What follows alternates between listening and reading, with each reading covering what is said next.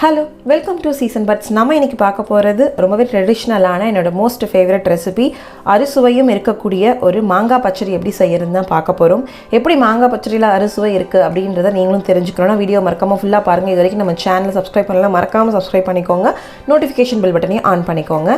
ஒரு சூப்பரான மாங்காய் பச்சடி சித்திரை 1 தமிழ் வருடப்பிறப்புக்கு செய்வாங்க. ஸோ நான் அந்த ரெசிபி உங்களுக்கு ஷேர் பண்ணுறேன், கண்டிப்பாக ட்ரை பண்ணி பாருங்கள். ஸோ இந்த ரெசிபிக்கு தேவையான பொருட்கள் பார்த்துடலாம். மாங்காய் வந்துட்டு புளிப்பு குறிக்கும், அதேமாதிரி அது தோல் லைட்டாக நம்ம சேர்த்தோம் அப்படின்னா லைட்டாக பிட்டர்னஸ், அதாவது துவர்ப்பு இருக்கும் மாங்காயோட தோலில். ஸோ மாங்காய், வேப்பம்பூ கசப்பு, இனிப்புக்கு சர்க்கரை, காரத்துக்கு மிளகாய், அதுக்கப்புறமேட்டு உப்பு. அதாவது நம்ம வாழ்க்கையில் எல்லாமே கலந்துருக்கும், அதுதான் வந்துட்டு வாழ்க்கை. அந்த மாதிரி ஒரு டிஷ்ஷை குறிக்கிறதுக்கு தான் இந்த மாங்காய் பச்சடி செய்வாங்க. அதுவும் சித்திரை 1க்கு எல்லாம் கலந்த வாழ்க்கையாக இருந்தாலும் நல்லா போகும் அப்படின்றது தான். வாழ்க்கையை பற்றி சொல்கிறதுக்காக தான் பெரியவங்க அப்படி வந்துட்டு ஒரு டிஷ்ஷை ரெடி பண்ணியிருப்பாங்கன்னு நினைக்கிறேன், எனக்கு சரியாக தெரியல. பட் வந்துட்டு எல்லாமே நல்லாயிருக்கும். ஸோ வந்துட்டு இப்போது நம்ம மாங்காவை லைட்டாக தோல் சீவி எடுத்துக்கலாம். அதை வந்து ஸ்லைஸ் பண்ணிக்கலாம், சின்ன சின்ன ஸ்லைசஸாக வந்துட்டு நம்ம எடுத்துக்கலாம். கத்திலே நீங்கள் பண்ணிடலாம். ஸோ வந்துட்டு இப்போது ஒரு பேன் எடுத்துக்கலாம். நீங்கள் எந்த பேனில் செய்கிறதா இருந்தாலும் அந்த பேனை ஹீட் பண்ணுறதுக்கு முன்னாடி நம்ம வந்துட்டு மாங்காய், நம்ம சீவின மாங்காயை சேர்த்துட்டு அது கூடவே தக்காளி, காரத்துக்கு ஒரு பச்சை மிளகாய் சேர்த்துக்கலாம். ஸோ இப்போ இது தண்ணி கொஞ்சோண்டு இது கூட ஆட் பண்ணிவிட்டு அதுக்கப்புறம் நம்ம அடுப்பை ஆன் பண்ணிக்கலாம். நம்ம தக்காளி சேர்க்கறதுனால ஒரு புளிப்பும் பச்சை மிளகாலையும் ஒரு காரம் இருக்குது. ஸோ வந்துட்டு ஒரு அறுசுவையும் இருக்கக்கூடிய ஒரு டிஷ்ஷு. தண்ணி லைட்டாக சேர்த்தாச்சு. இப்போ வந்துட்டு நம்ம நல்லா மிக்ஸ் பண்ணி விட்டுட்டு அதுக்கப்புறமா ஒரு பிளேட் போட்டு மூடி வச்சுட்டு ஒரு 10 நிமிஷம் நம்ம குக் பண்ணால் போதும். சூப்பராக உங்களுக்கு மாங்காய் வெந்துடும். அந்த மாங்கொட்டையும் நீங்கள் சேர்த்துட்டு அதுக்கப்புறமேட்டு இது பண்ணிக்கோங்க. மாங்கொட்டையும் தூக்கி போட வேணாம், டேஸ்ட்டாக இருக்கும். ஸோ இப்போ மேங்கோ வந்துட்டு உங்களுக்கு அந்த மாங்காய் சாஃப்ட் ஆகிற வரைக்கும் நம்ம குக் பண்ணணும். குறைஞ்சது 10 நிமிஷம் ஆகும் உங்களுக்கு மாங்காய் நல்லா குக் ஆகிறதுக்கு, தக்காளியும் வெந்துடும். ஸோ இந்த டிஷ் வந்து பார்த்திங்கன்னா சித்திரை 1க்கு மட்டும்தான் அதிகமாக செய்வாங்க. எல்லா பக்கமும் செய்வாங்களான்றது எனக்கு தெரியல. பட் எங்கள் வீட்டில் வந்துட்டு அன்றைக்கி மட்டும்தான் செய்வாங்க. அதுவும் மாங்காய் சீசன் ஆரம்பிச்சிடும், வேப்பம்பூ சீசன் ஆரம்பிச்சிடும்.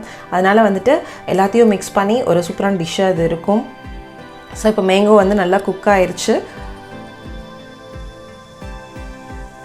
இப்போ இது கூட நம்ம உப்பு சேர்த்துடலாம். மாங்காய் லைட்டாக குக் ஆனதுக்கு அப்புறமேட்டு நம்ம உப்பு சேர்த்துட்டு அது கூடவே வேப்பம்பூ 1 டீஸ்பூன் சேர்த்துடலாம். இந்த ஒரு ஃப்ரெஷ்ஷான வேப்பம்பூ 1 டீஸ்பூன் சேர்க்கும் போதே உங்களுக்கு லைட்டாக அந்த கசப்பு தெரியும், ரொம்ப தெரியாது நம்ம சர்க்கரை சேர்க்கறதுனால. ஸோ அடுத்து வந்துட்டு நாட்டு சர்க்கரை இல்லைனா வெல்லம் நீங்கள் சேர்த்துக்கலாம். இப்போ இது எல்லாத்தையும் நல்லா மிக்ஸ் பண்ணிக்க போகிறோம். ஸோ வந்து நம்ம உப்பு, காரம் எல்லாமே சேர்த்தாச்சு, புளிப்பு எல்லாமே இருக்குது இப்போ இந்த டிஷ்ஷில்.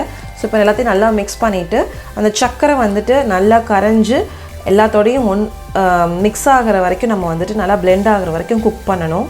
ஒரு 5 மினிட்ஸ் குக் பண்ணிங்கன்னா போதும். ஸோ நல்லா மிக்ஸ் பண்ணி விட்டுட்டு ஒரு 5 மினிட்ஸ் குக் ஆகட்டும்.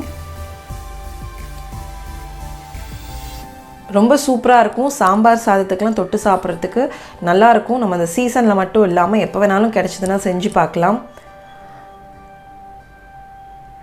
என்னோட ரொம்ப ஃபேவரட்டான ஒரு ரெசிபி. வெயிட் பண்ணுவேன் என்றைக்கு வந்துட்டு மாங்காய் பச்சடி செய்வாங்க அப்படின்னு சொல்லிட்டு. ஸோ இப்போது நல்லா குக் ஆயிருச்சு.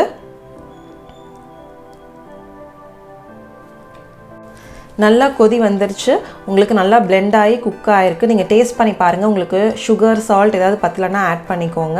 ஸோ இது அப்படியே நம்ம இறக்கி வச்சுருக்கோம். நம்ம மண் பாத்திரத்தில் குக் பண்ணும் போது உங்களுக்கு பார்த்தீங்கன்னா நம்ம இறக்கி வச்சதுக்கப்புறமா அந்த கொதி வந்துட்டுருக்கும். ஸோ அது எனக்கு ரொம்ப பிடிக்கும் பார்க்குறதுக்கு. ஸோ இப்போ இது கூட நம்ம ஒரு தாளிப்பு சேர்த்துடலாம். அதுக்கு ஒரு கடாயில் 2 டீஸ்பூன் எண்ணெய் விட்டுட்டு எண்ணெய் நல்லா சூடானதும் கடுகு, உளுத்தம்பருப்பு, காய்ந்த மிளகாய், கருவேப்பிலை இது 4ஐயும் சேர்த்து நல்லா பொரிய விட்டு நம்ம குக் பண்ணி வச்சுருக்க மாங்காய் பச்சடியோடு சேர்த்துடலாம். ஸோ மண் பாத்திரம் சூஸ் பண்ணும் போது நம்ம வந்து எந்த மண்ணில் செய்கிறாங்கன்றது பார்க்குறது ரொம்ப முக்கியம். ஏன்னா வந்துட்டு ரசாயனம் கலந்த மண்ணாக இருந்துச்சு அப்படின்னா உங்களுக்கு வந்துட்டு என்னதான் அந்த மண் பாத்திரத்தில் நீங்கள் குக் பண்ணாலும் உங்களுக்கு அதற்கான சத்து கிடைக்காது. ஸோ நீங்கள் ஏரியாவை சூஸ் பண்ணுங்கள். எல்லா இடத்துலையும் விற்கிறாங்கன்றதுக்காக நம்ம வாங்க முடியாது. நீங்கள் வந்துட்டு எந்த மண், எந்த ஏரியாவில் செஞ்சுருக்காங்க, அந்த மண்ணோட தன்மை எப்படி இருக்குன்றதை தெரிஞ்சுட்டு நீங்கள் வந்துட்டு அந்த மண் பாத்திரம் வாங்கினீங்கன்னா உங்களுக்கு நல்ல பெனிஃபிட்டாக இருக்கும். இல்லைனா நீங்கள் மண் பாத்திரத்தில் குக் பண்ணுறது வந்துட்டு பெருசாக பெனிஃபிட் இருக்காது. ஸோ இப்போ வந்துட்டு பார்த்தீங்கன்னா நல்லா கொதி வந்துட்டுருக்கு. அந்த மாங்காய் பச்சடியில் நம்ம இந்த தாளிப்பை சேர்த்தாச்சு. அவ்வளோதாங்க, சூப்பரான மாங்காய் பச்சடி ரெடி. கண்டிப்பாக ட்ரை பண்ணி பாருங்கள். நாளைக்கே ட்ரை பண்ணி பாருங்கள். இல்லைனா சித்திரை 1க்கு கண்டிப்பாக ட்ரை பண்ணி பிரசாதமாக நம்ம இலையில வைப்பாங்க படைக்கிறதுக்கு. ஸோ நீங்களும் ட்ரை பண்ணி பார்த்துட்டு மறக்காமல் நம்ம சேனலை சப்ஸ்கிரைப் பண்ணுங்கள், ஷேர் பண்ணுங்கள், கமெண்ட் பண்ணுங்கள். உணவே மருந்து, மருந்தே உணவு, அதுவே நம் பாரம்பரியம். தேங்க்ஸ் ஃபார் வாட்சிங் திஸ் வீடியோ.